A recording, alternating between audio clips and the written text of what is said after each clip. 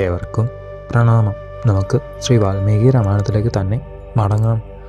മഹാരഥനായ പ്രഹസ്തൻ തേരിലിരുന്ന് അസ്ത്രജാലങ്ങൾ തൂകി ഹരവരന്മാരെ നിഗ്രഹിക്കുന്നത് നീലൻ കണ്ടു. ആകാശത്തിൽ പരന്നു നിൽക്കുന്ന മേഘങ്ങളെ കൊടുങ്കാറ്റ് ചിഹ്നിക്കുന്നത് പോലെ വാനരസേനാനായകൻ അവിടേക്ക് എത്തിയത് കണ്ട പ്രഹസ്തൻ സൂര്യസന്നിഭമായ തേർ വാനരേശ്വരൻ്റെ നേരിട്ട് തന്നെ ഓടിച്ചു. വില്ലാളി വീരനായ പടനായകൻ വില്ല് ആഞ്ഞു വിളിച്ച് കണകൾ തുരുതുരെ നീലൻ്റെ നേരിട്ട് അയച്ചു. ക്രുദ്ധങ്ങളായ ഉരകങ്ങളെ പോലെ അസ്ത്രസമൂഹം നീലൻ്റെ ദേഹത്തിൽ തുരുതുരെ തെറിച്ചു. പല വഴിക്ക് രക്തം ഒഴുകിത്തുടങ്ങി. ചെന്തി തുല്യങ്ങളായ ശരങ്ങളേറ്റ നീലൻ ഒരു വൃക്ഷം പറിച്ച് നിശാചരനെ ഒന്നടിച്ചു. അടിയേറ്റ പ്രഹസ്തൻ അരിശമേറി ആർത്തുകൊണ്ട് മോഹങ്ങളായ അസ്ത്രങ്ങളെ പൊഴിച്ചു. അവയെ തടുക്കാൻ സാധിക്കാതെ വാനരപ്പടാനായകൻ കണ്ണുമടച്ച് സഹിച്ചു. ശരൽക്കാലത്തുണ്ടായ ഉഗ്രവർഷത്തെ ഒരു കാള എപ്രകാരമാണോ കൊണ്ടു നിൽക്കുന്നത്, അതുപോലെയാണ് നീലൻ കണ്ണുചിമ്മി അവയെ കൊണ്ടത്. കപിസേനാനായകന് ക്രോധം മുഴുത്തു. വലിയ ഒരു പൈൻ വൃക്ഷം പറിച്ചെടുത്ത് പ്രഹസ്തരഥത്തിലെ മനോവേഗമെന്ന അശ്വങ്ങളെ നിഷ്പ്രയാസം ചതച്ചരച്ചു. അല്പമൊന്നമരുന്ന രാക്ഷസന്റെ മുന്നിൽ ചാടിയെത്തി വില്ല് തട്ടിപ്പറിച്ച് പൊട്ടിച്ചു. ഉഗ്രശബ്ദത്തിൽ ഒന്നലറി. വാനരവരൻ വില്ലൊടിച്ചു കളഞ്ഞപ്പോൾ ഘോരമായൊരു ഇരുമ്പുലയ്ക്കയും എടുത്ത് പ്രഹസ്തൻ തേരിൽ നിന്ന് പെട്ടെന്ന് ചാടി. രണ്ടു പടനായകന്മാർ ശ്രീരാമചന്ദ്രൻ്റെയും രാക്ഷസ പെരുമാളുടെയും സർവ്വസൈന്യാധിപന്മാർ മതിച്ചു നിൽക്കുന്ന രണ്ട് ധതീന്ദ്രന്മാരെ പോലെ രക്താഭിഷിക്തരായി നോക്കി നിന്നു. കൂർത്തതും മൂർച്ചയുള്ളതുമായ ദംഷ്ട്രങ്ങളെ കൂട്ടിയുരുമി ശബ്ദമുണ്ടാക്കി. സിംഹത്തിൻ്റെയും വ്യാഘ്രത്തിൻ്റെയും ശൗര്യമാർന്നവർ, ആ മൃഗേന്ദ്രന്മാരുടെ ചേഷ്ടകളെല്ലാം ഒത്തിണങ്ങിയവർ, അനേകം യുദ്ധങ്ങളിൽ വിജയം വരിച്ചവർ, പോരിൽ നിന്ന് ഒരിക്കലും പിന്മാറാത്തവർ, അനശ്വര യശസ്സിനെ ആത്മാർത്ഥമായി ആഗ്രഹിക്കുന്നവർ, ഇന്ദ്രനും വൃഥാസുരനും എന്ന പോലെ ഏറ്റുമുട്ടാൻ തയ്യാറായി. അസുര പ്രമുഖ നായക പ്രഹസ്തൻ വാനരപ്പട നായകനായ നീലൻ്റെ ശിരസിൽ ഉലക്ക കൊണ്ട് ആഞ്ഞൊന്നടിച്ചു. നീലൻ്റെ തലയിൽ നിന്ന് രക്തം തുള്ളി തുള്ളിയായി ഇറ്റിറ്റു വീണു. വലിയൊരു വൃക്ഷം പറിച്ചെടുത്ത് പ്രഹസ്തൻ്റെ മാറിനെ ലക്ഷ്യമാക്കി കപിസത്തമൻ എറിഞ്ഞു. പ്രഹരത്തെ ഗൗനിക്കാതെ ഉലക്കയുമോങ്ങി അസുര സൈന്യേശൻ നീലൻ്റെ അടുത്തേക്ക് പാഞ്ഞണഞ്ഞു. കോപാന്തനായി വരുന്ന അരക്കനെ കണ്ട വാനരവരൻ വലിയൊരു പാറക്കല്ല് എടുത്ത് നേരിട്ടു. അതിശക്തിയിൽ കല്ല് അരക്കൻ്റെ ശിരസിനെ ലക്ഷ്യമാക്കി നീലൻ എറിഞ്ഞു. പ്രഹസ്തൻ്റെ ശിരസ് പൊട്ടിപ്പൊളിഞ്ഞ് തലച്ചോറ് നാലുപാടും ചിന്നി. നിസ്തേജനായി ശക്തി കുറഞ്ഞ് ഇന്ദ്രിയബലം നശിച്ച് വേരറ്റ മരം പോലെ അസുര സേനാനായകൻ ജീവനറ്റ് മണ്ണിൽ പതിച്ചു. വിണ്ടുപിളർന്ന തലയിൽ നിന്നും ദേഹത്തിൽ നിന്നും കുന്നിൻ മുകളിൽ നിന്ന് പൊട്ടുന്ന ഉറവ പോലെ കുടുനിണം ഒഴുകിത്തുടങ്ങി. എത്ര കടുത്ത യുദ്ധത്തിലും അല്പവും ചാഞ്ചല്യമേശാത്ത രാക്ഷസപ്പട പ്രഹസ്ത നിഗ്രഹം കണ്ട് സന്തോഷം കെട്ട് ലങ്കയിലേക്ക് ഓടി. അണമുറിഞ്ഞ നദിയെപ്പോലെ അവർ നിൽക്കുവാൻ പോലും അശക്തരായി. ഉത്സാഹം മങ്ങി വിവർണവദനരായി. രാക്ഷസ രാജ രാവണൻ്റെ അരമനയിലെത്തിയ അവർ ശബ്ദിക്കുവാൻ സാധിക്കാതെ പകച്ചു നിന്നു. കടുത്ത അഴലാണ്ട അവർ ബോധമറ്റവരെ പോലെയായി.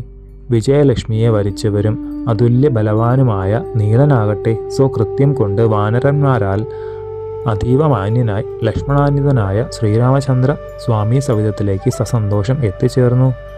ഹരിവ്യാക്രനായ നീലൻ നിശാചരേന്ദ്രനെ നിഗ്രഹിച്ചപ്പോൾ കടൽ പോലെ പരന്നു നിന്നിരുന്ന രാക്ഷസ രാജാ സൈന്യം ആയുധങ്ങൾ കൂടി ഉപേക്ഷിച്ച് പാഞ്ഞുപോയി. പവനാത്മജനായ നീലൻ സേനാപതിയെ വധിച്ച വർത്തമാനമറിഞ്ഞ രാവണൻ ക്രോധാധീനനായി.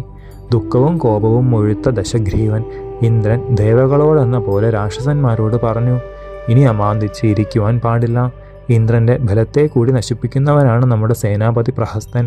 മതയാനകളിൽ വെച്ച് അഗ്രഗണ്യൻ എന്ന പോലെ ബലാട്യനായ അവനെ നിഗ്രഹിച്ച മാറ്റാരിൽ ക്ഷമ പാടില്ല. അത്യാശ്ചര്യകരമായ ആ പോരിൻ തലക്കിലേക്ക് ഞാൻ തന്നെ പോവുകയായി. ഇന്ന് ആ വാനരപ്പടകളുടെയും രാമലക്ഷ്മണന്മാരുടെയും ഞാൻ ചെന്തി കൊണ്ട് കാനനമെന്ന പോലെ ഉഗ്ര ശരജാലങ്ങളാൽ ചുട്ടിരിക്കും. ആളുന്ന അഗ്നിയെപ്പോലെ വെട്ടിത്തിളങ്ങുന്ന രഥത്തിൽ ഉത്തമങ്ങളാകുന്ന അശ്വവീരന്മാരെ കെട്ടിയ ദിവ്യരഥത്തിൽ രാവണൻ കയറി. ശംഖുകൾ, ഭേരികൾ, പണവങ്ങൾ എന്നിവയുടെ ശബ്ദം ദിഗന്ധങ്ങളിൽ മുഴങ്ങി. കൈ കൊട്ടി ആർക്കൽ, സിംഹനാദം, സ്തുതി മുതലായവ കൂടിച്ചേർന്നു. ചെന്തി കനലു പോലെ കണ്ണുകൾ ഉരുട്ടിമിഴിച്ചവരും ആനയുടെയും മേഘത്തിൻ്റെയും നിറമാർന്നവരും ഘോരാകാരന്മാരുമായ അരക്കന്മാരാൽ ഭയങ്കര ഭൂതഗണങ്ങളാൽ ആവൃതനായ പിനാകിയെപ്പോലെ രാവണൻ ജാജുല്യമാനനായി. അരമനയിൽ നിന്ന് പുറത്തിറങ്ങിയ നക്തഞ്ചരേന്ദ്രൻ കപിസൈന്യത്തെ സശ്രദ്ധം നോക്കി. അപാരസാഗരത്തിൻ്റെ വേലിയേറ്റം പോലെ ഇരമ്പത്തോടെ അദ്രിശൃംഗങ്ങളും വൻവൃക്ഷങ്ങളും ആയുധമാക്കിയ സുഗ്രീവപട ഒരുങ്ങി നിൽക്കുന്നു. കാണുന്നവരെ കോൾമയർ കൊള്ളിക്കുന്ന ആ രാക്ഷസപ്പടയെ പരിഗബാഹുവായ ശ്രീരാമസ്വാമി കണ്ടു. ആയുധങ്ങൾ ധരിച്ച് ഒരുങ്ങി നിൽക്കുന്ന വിഭീഷണനോട് അനൽപകാന്തി ശ്രീ എഴുന്ന ദേവൻ ചോദിച്ചു. അനേകം കൊടിക്കൂറകൾ പാറുന്ന ധ്വജങ്ങൾ, പലതരത്തിലുള്ള വാൾ, കുന്തം, ശൂലം മുതലായ കഠിനായുധങ്ങൾ, ശൈലരാജ തുല്യങ്ങളായ ആനകൾ, അതിധീരമുഖത്തോടുകൂടി അക്ഷോഭ്യ പടകൾ, ഇവ ആരുടെയാണ്? സ്വാമിയുടെ ചോദ്യം വാസവതുല്യനായ വിഭീഷണൻ കേട്ടു. വമ്പന്മാരായ നക്തഞ്ചരന്മാർ ആരൊക്കെയാണ് വരുന്നതെന്നും അവരുടെ ബലവീര്യങ്ങൾ ഇന്നതാണെന്നും മറുപടി പറഞ്ഞു. പ്രഭോ, ആ വലിയ ആനപ്പുറത്ത് ഇരിക്കുന്ന കൂറ്റൻ ബാലാദിത്യനെ പോലെ തുടുത്ത മുഖമുള്ളവൻ, ഗജത്തിൻ്റെ തലയ്ക്ക് കൂടി അല്പം ഒരാട്ടം ഉണ്ടാക്കത്തക്ക ശക്തൻ, അവനാണ് അകമ്പനൻ എന്നു പേരായ രാക്ഷസമുഖ്യൻ. സിംഹധ്വജാങ്കിതമായ തേരിൽ സുരേന്ദ്രൻ്റെ വില്ലിന് തുല്യമായി വില്ലുലച്ച് കടുത്തുരുണ്ട ദംഷ്ട്രയോടെ ഗജതുല്യനായി ഇരിക്കുന്നവൻ അഗ്രജപുത്രനായ ഇന്ദ്രജിത്താണ്. അനേകം വരങ്ങൾ സമ്പാദിച്ച മഹാമായാവിയും കൂടിയാണ്.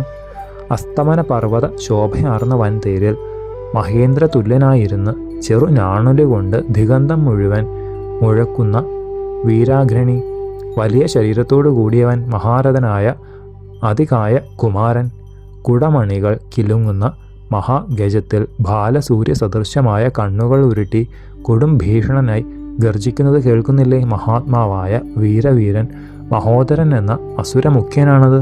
പലതരത്തിലുള്ള കനകക്കോപ്പുകൾ അണിഞ്ഞ ഉത്തമ അശ്വത്തിൽ മേഘാവൃതമായ ശൈലരാജൻ പോലെ വെട്ടിത്തിളങ്ങുന്ന കുന്തവുമേന്തി വരുന്നവൻ, ഇടുത്തിയ തുല്യമായ വേഗതയാർന്ന പിശാചൻ എന്നവനാണ്. പ്രഭോ, വെൺചന്ദ്രിക പോലെയുള്ള ഒരു വൃഷഭത്തിൽ അശ്വനി പോലെയുള്ള തൃശൂലമേന്തി അത്യുത്സാഹത്തോടെ വരുന്നത് കണ്ടില്ലേ? അവനാണ് പ്രഖ്യാതനായ ത്രിശിരസെന്നവൻ. തടിച്ച് ഭംഗിയാർന്ന വിശാല വക്ഷസോടെ കാർമുകിൽ മാലയ്ക്ക് തുല്യം ശോഭയാർന്ന് പന്നക രാജാങ്കിത ധ്വജനായി വൻ വില്ലെടുത്ത് സലീലം ചെറുഞാണൊലി മുഴക്കി വരുന്നവനെ കുംഭൻ എന്ന് പറയും. അതാ കാണുന്ന ഒരാളെ പൊന്നാഭരണങ്ങൾ എല്ലാം അണിഞ്ഞ് വജ്രതുല്യമായൊരു പരിഘവുമേന്തി വരുന്നത്. അനേക രാക്ഷസ ബലപ്രമുഖനായ ഇവൻ അത്ഭുതകൃത്യങ്ങൾ ചെയ്യുന്ന നികുംബനാണ്. നിറഞ്ഞ ആവനാഴിയും ഉജ്ജ്വല ചാപവും മിന്നിത്തിളങ്ങുന്ന ഖഡ്ഗവും ധരിച്ച് അഗ്നിതുല്യമായ രഥത്തിൽ ഉന്നതമായ ധ്വജത്തോടു കൂടി വരുന്ന ഈ കൂറ്റൻ യുദ്ധങ്ങളിൽ പർവ്വതം പോലെ സുസ്ഥിരനായ നരാന്തകൻ.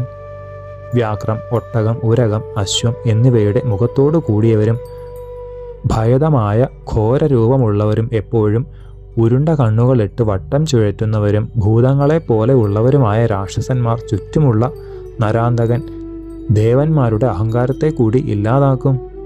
പ്രഭോ, രാമചന്ദ്രസ്വാമി നേർത്ത അലകുകളിൽ ചന്ദ്രസുന്ദരമായ വെൺകുട ശോഭിക്കുന്നത് നോക്കൂ. അതാണ് രാക്ഷസ ചക്രവർത്തിയും ലങ്കാധിപനുമായ രാവണൻ. ഭൂതഗണങ്ങളാൽ ആവൃതനായ ശ്രീരുദ്രനെ പോലെ ജ്വലിക്കുന്നു.